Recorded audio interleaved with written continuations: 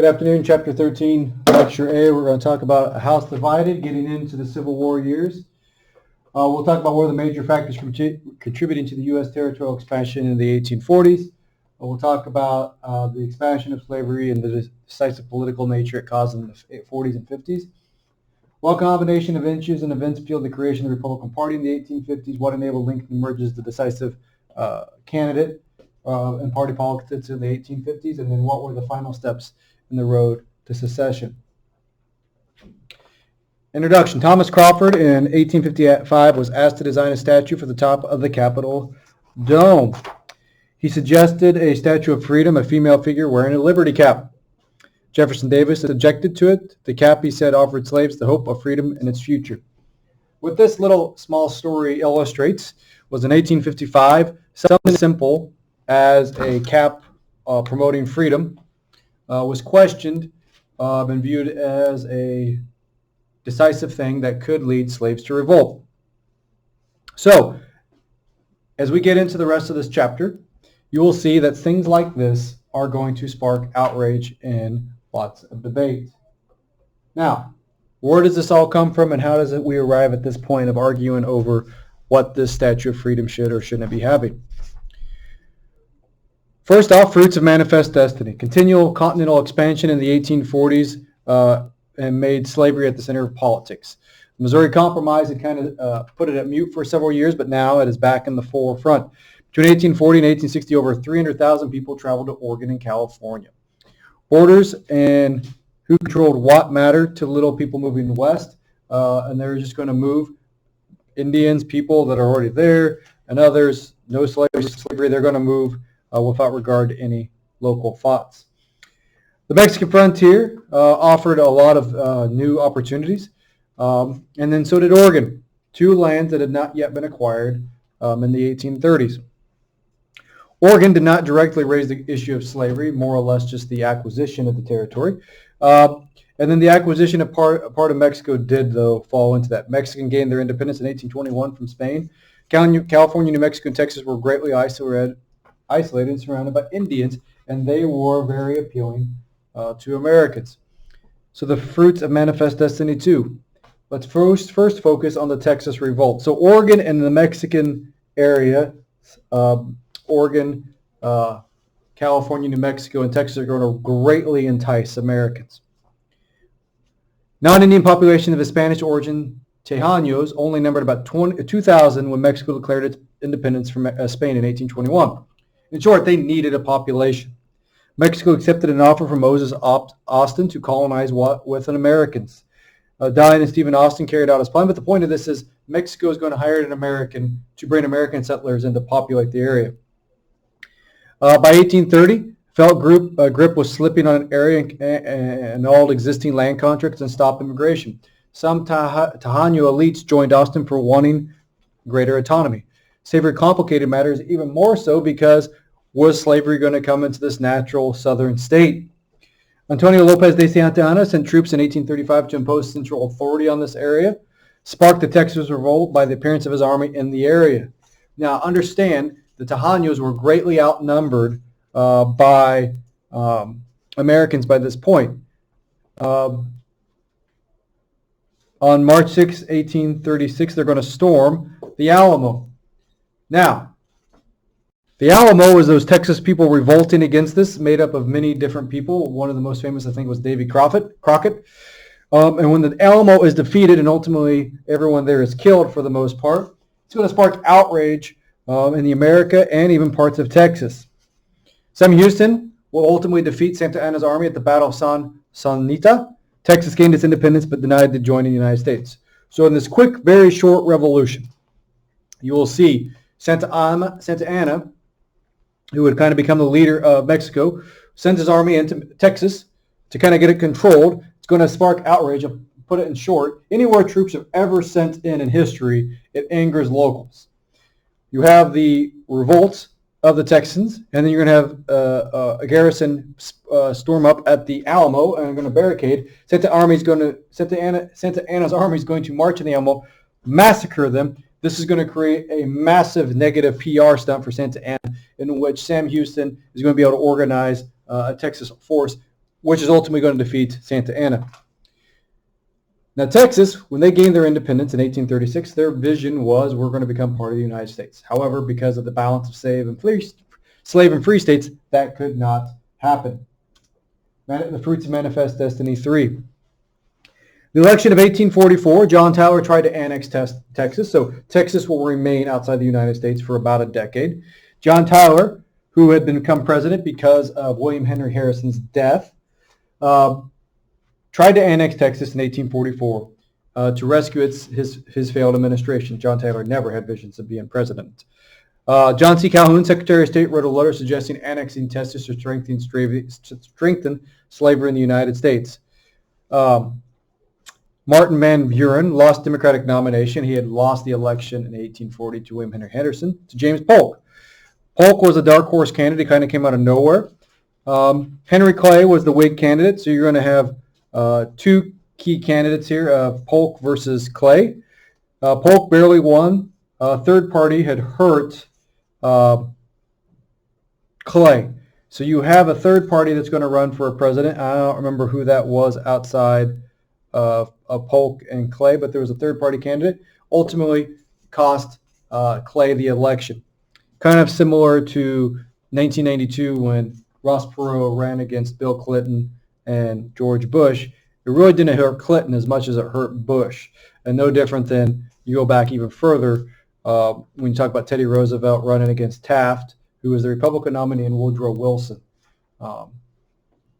Now, the election revolved around Texas, Oregon. 54 fight was a big thing of this election. Polk is one of the arguably the presidents that did everything he said he was going to do and nothing more, nothing less. So 54 fight. Oregon, so obviously we have the Texas question, but then Oregon becomes a huge issue because this land is just west of the original Louisiana Purchase, and the British had taken a big chunk of it. Americans wanted to settle this and split it with the British. They didn't want the British to have that solely. Ultimately, what will happen is we'll talk about once Polk's elected, the British and the Americans will come to a piecemeal. So Fruits of Manifest Destiny 4, the road to war. Polk's goals was to reduce the tariff, international tariff, establish the independent treasury system again, settle dispute over Oregon, agreement with Great Britain to divide Oregon, which he does get done very quickly. So the 54 fight, resolution of Oregon, he gets that done. He gets the tariff passed, by the way, and he does redo the treasury system. He wanted to bring California to the Union. Texas was on a big thing he ran about. We'll settle the Texas question. Well, Texas is settled before he becomes president. But the taking California is going to prove the most difficult of Polk's ambitions. Mexico refused to negotiate or even sell California. They're obviously a little bitter about the Texas revolt, and now Texas is part of the Union. Polk prepared for war by sending Zachary Taylor to the border. So if you look here, the tariffs have been a big issue. Polk says, I'm going to reduce tariffs to help Southern farmers, primarily slaveholders. Establish the independent treasury system, kind of going back to what Jackson had done with the Bank of the United States. Instead of creating a new bank, they're going to make the treasury system independent of local banks. So basically, kind of created a new bank again. Settled the Oregon question, but getting Texas has already been settled before he became president, but getting California to the Union was going to be difficult. So he's going to happen then. General Taylor down to the border, walking around. If we know what that means, walking around, is he's looking for a fight. So, Fruits of Manifest Destiny 5. The war and its critics. The Mexican-American War, as this will become known, is the first American conflict to be fought primarily on a foreign soil, though it's now American soil. It was foreign at the time. Majority of Americans supported the war strongly. There was a strong minority in the North that did not. Henry David Thoreau was jailed for speaking out against it. Abraham Lincoln spoke out against it in the House of Representatives. Combat in Mexico, 60,000 will volunteer. Bear Flag Revolt will happen in California, and there's a picture of it up on the slide. The Bear Flag Revolt is not near as successful as the Spanish Revolt was, but it was the same principle, a bunch of Americans in California revolting, trying to declare their independence. In 1847, Taylor defeats Santa Anna at Buena Vista. Winfield Scott will invade Mexico City via Veracruz, a very ambitious and amphibious assault. We could spend hours talking about that from a military perspective. In short, this war does not last long, but what happens is you get many American generals, such as later generals and officers, such as General Lee, Robert E. Lee, General Ulysses S. Grant, Stonewall Jackson, among others that are, and Winfield Scott, who actually dies during the Civil War, but they gain valuable experience during this war. Treaty of Guadalupe Hidalgo will end the war, and what American gets is what's called the American Secession, or the Mexican Secession, which is California, Utah, New Mexico, Arizona, and Nevada. This short war, the Spanish-American War, which Mexico will be resentful for many, many years, results in thousands of deaths on the Mexican side, and America with a giant land game. Now, what this meant was, and I should have defined it earlier, manifest destiny. This manifest destiny concept was America's belief that America has God-given right to move west. And with that mindset, as we looked at the Oregon, we actually looked at the Mexican Secession. This is something that's been since the colonist days, though it was not named until much later. This idea of moving west was inherent to America's survival, and it was all right. So as we look at this Mexican Secession, we'll actually pay Mexico in the treaty something like $15 million to justify our expansion. Now, obviously, we were going to take that land regardless. This is kind of saving face. Now, going on the fruits of Manifest Destiny 6, the Texas borderland, problems between Anglos, white settlers from the east, and Tejanos will often be a problem. Borders constantly shifting between Mexico and Texas. Territory between the Nueces River and Rio Grande claimed both by Mexico and Texas. Actually, the Comanches are the ones that will control it. So the border between Mexico and Texas will be very contentious for several years. Now, race and manifest destiny. Territorial expansion was part of the intimate superiority of the Anglo-Saxon race.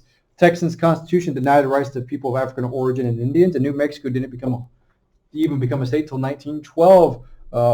And so what you're looking at here is, though Texas comes in before the whole war is fought, their original constitution denied many people rights.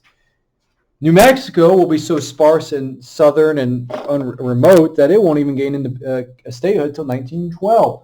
So some of these things that we think are long and far ago are actually more relevant to today.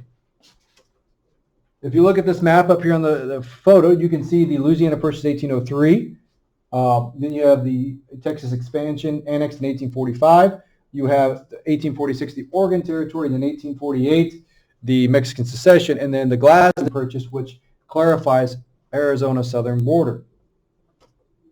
Now, Manifest Destiny 7.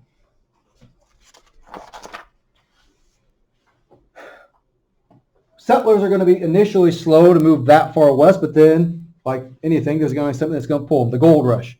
John Sutter's discovery of gold in 1848 set up the gold rush, where you get the San Francisco 49ers name, because a lot of people move out there in 1849. By 1852, the population rose by 200,000 people. At first, it was heavily diversified group of people.